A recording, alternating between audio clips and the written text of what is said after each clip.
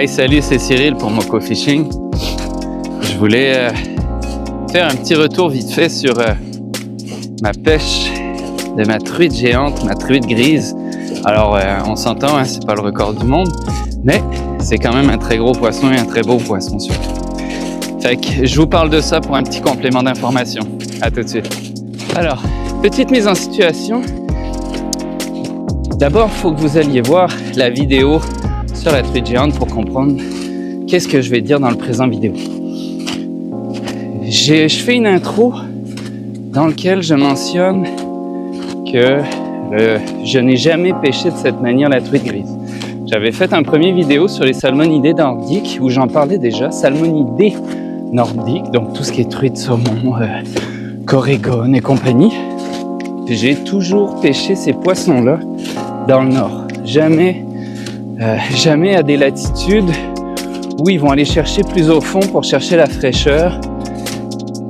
Fait que j'ai pas l'habitude de pêcher ce poisson-là en vertical. Moi, c'est tu lances dans un rapide, ils sont là, il y a un pied d'eau, puis tu peux pogner des monstres.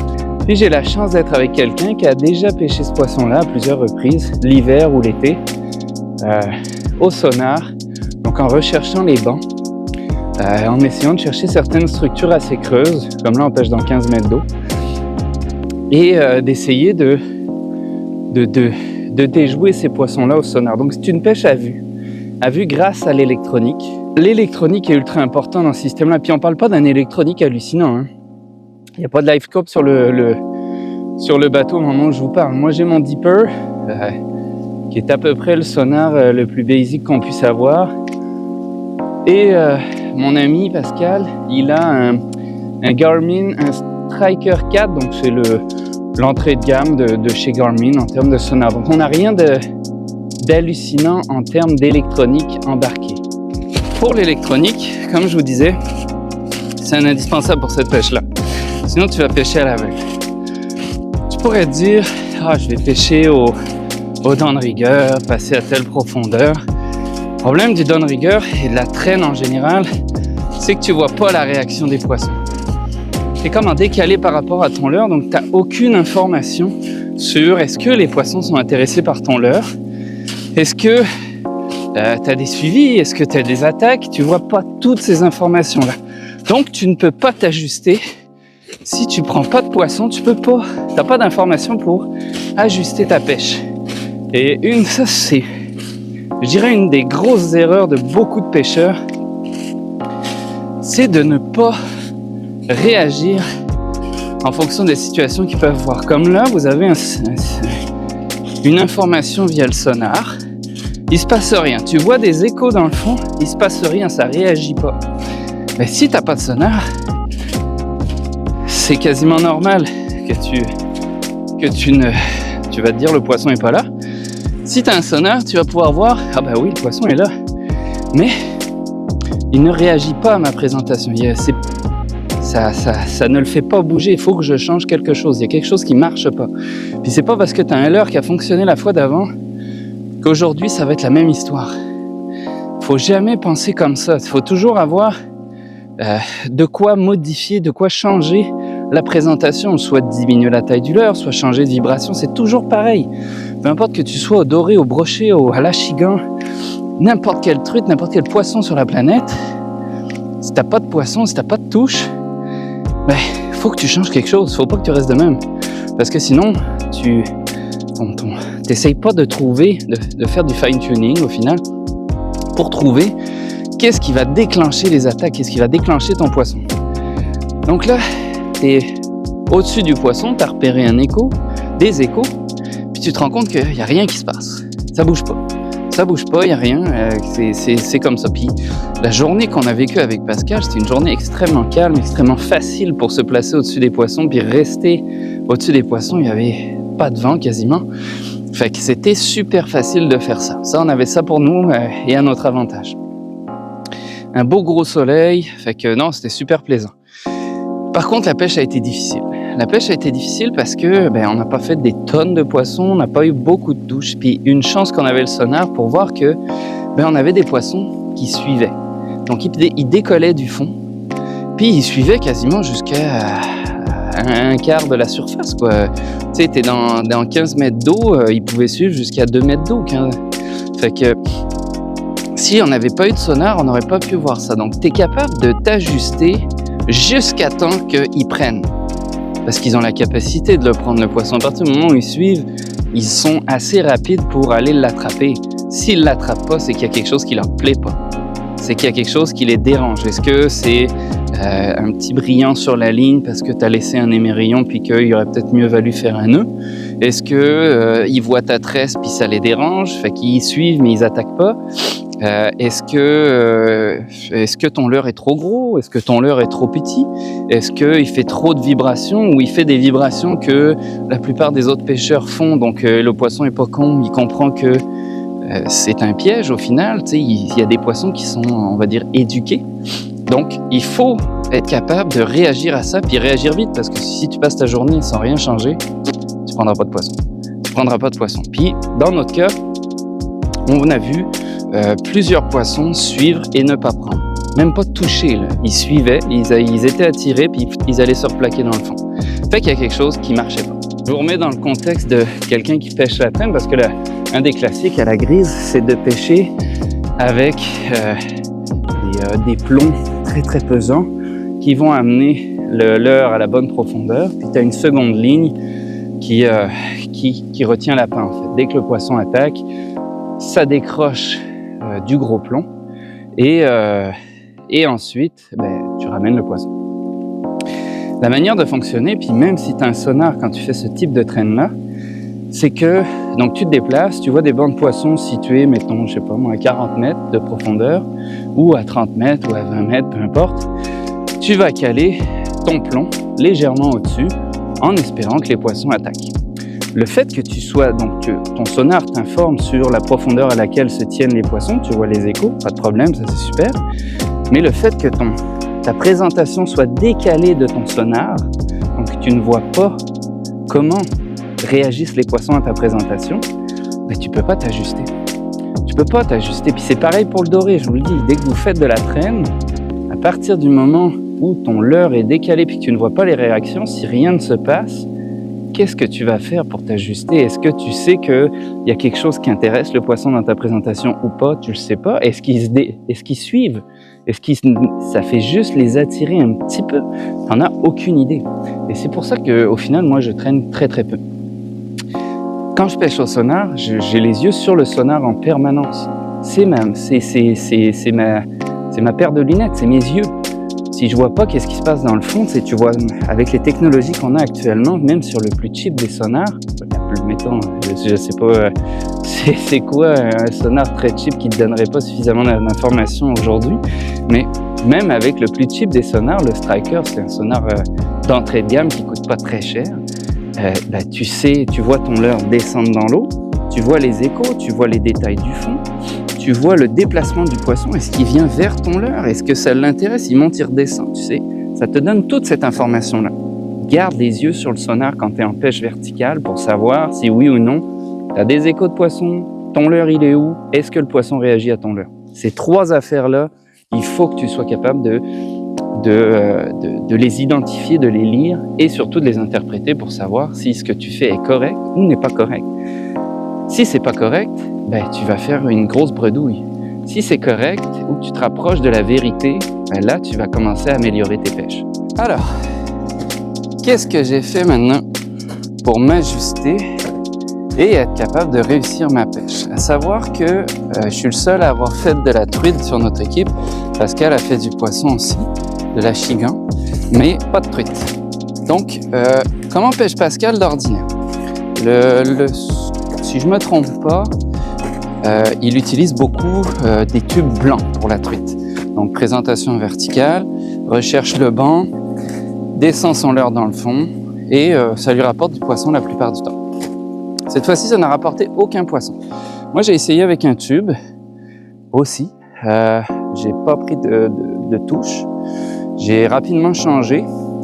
J'ai aussi essayé avec un Black Minnow, donc, qui est un leurre qui m'avait rapporté de la grise quand j'étais dans le Nord aussi. Donc, poisson très efficace, des couleurs qui rappellent un peu un Cisco. J'avais mis une tête plombée, pris une tête plombée Dip, il me semble. cette plombée de 20 grammes pour un leurre qui fait 9 cm. Donc une petite bouchée facile à attraper. Et suffisamment de grammage pour descendre dans la colonne d'eau puis être vraiment sous mon sonar. Je voyais que ça faisait déplacer du poisson, mais que ça ne prenait pas. Ensuite, on s'est mis à voir, au fur et à mesure que la journée avançait, on s'est mis à voir des poissons qui gobaient en surface. Alors, on ne savait pas trop c'était quoi. Mais à un moment donné, j'ai fini par en voir un peu mieux.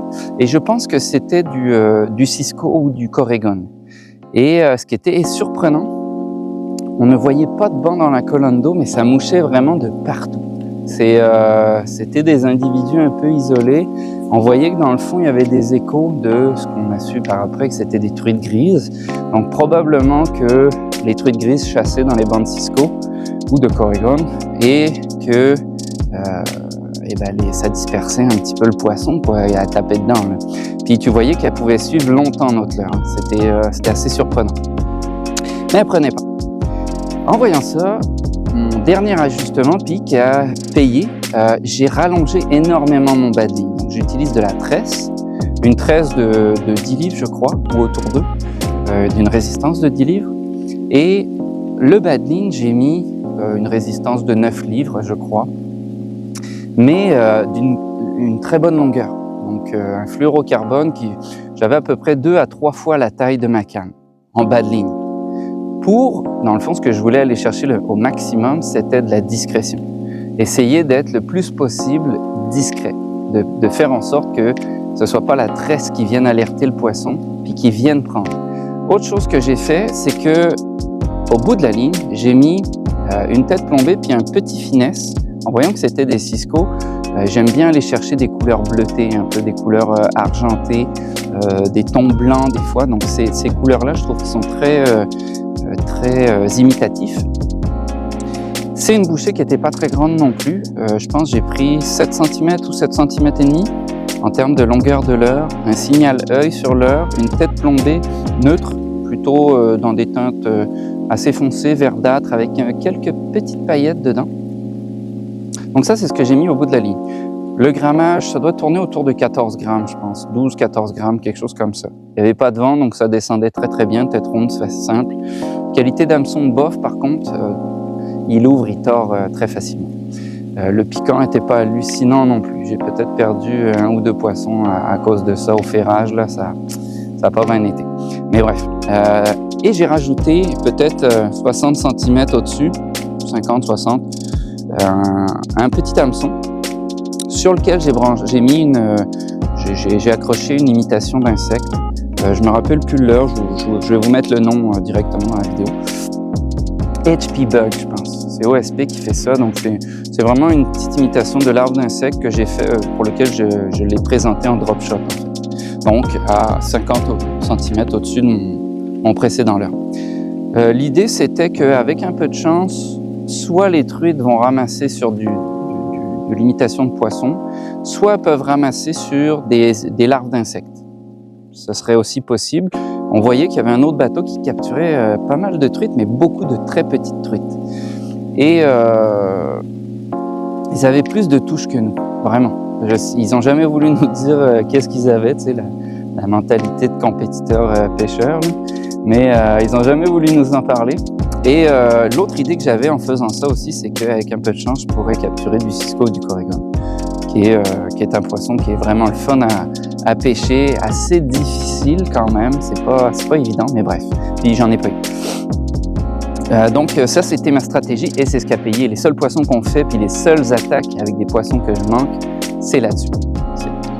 J'ai augmenté la discrétion de ma présentation, j'ai cherché un leurre le plus imitatif que je pouvais, avec très peu de vibrations. Et le finesse, c'est vraiment très discret dans l'eau. En ajoutant aussi une présentation d'insectes pour présenter 2 proies. Des fois qu'au final, ils soient vraiment concentrés sur des invertébrés. Fait que ça fait pas mal le tour. J'espère que ça vous a plu, ce complément un peu de vidéo. Je trouvais ça intéressant en termes d'apprentissage. Si je résumais, apprendre à lire l'électronique, t'as pas besoin d'un truc à 4000$ pour être capable de faire du poisson. Il faut juste s'en servir. La traîne te permet pas de faire ça. La traîne, ton leurre est en arrière de toi, tu peux pas. C'est un peu plus, tu manques de l'information. Tu vas voir les structures, tu vas voir les fonds, mais tu vas manquer l'information sur la réaction de ton poisson. Donc, tu vas faire du poisson ou pas. Le sonar, ça a été indispensable aussi parce que ça m'a permis de... je vois que j'ai une truite qui est intéressée par ma présentation. Hop, je la monte, je la fais suivre. Puis je les ai fait suivre un bon bout avant qu'elle tape parfois. Des fois, elle prenait tout de suite dans le fond. Des fois, je voyais même pas l'écho. La grosse que je prends, je ne vois pas l'écho. Les autres d'avant, je les vois venir. Puis celle de 6 livres, elle m'a suivi, même pas. Elle a pris à la descente. Je faisais redescendre, elle est partie du fond, elle a décollé du fond. Elle a fait plus que la moitié de la profondeur pour aller chercher mon leurre. Fait que c'est toutes ces informations-là que vous manquez quand vous pêchez pas en vertical. Donc c'est super intéressant quand tu es sur le spot de pouvoir pêcher, en fait c'est pêcher à vue quoi.